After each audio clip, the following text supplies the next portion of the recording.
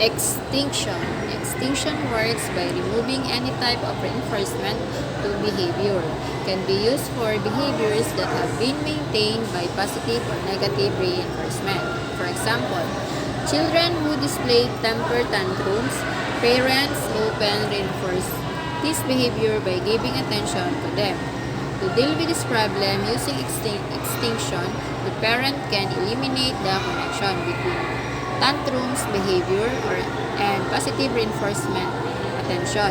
When the parent is stopped giving the attention, the tantrums could be reduced or eliminated through this extinction process. However, this extinction process may have negative side effects such as anger or aggression.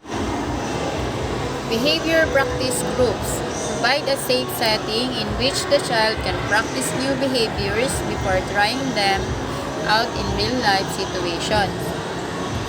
Useful for behavior changes such as assertiveness, training, communication skills, study habits, and etc.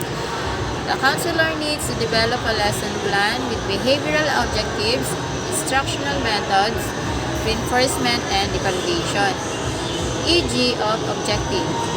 Following 8 weekly group meeting, each child in the group will have demonstrated in at least 2 real-life settings the ability to say no to desirable peer influence, interact politely with other people.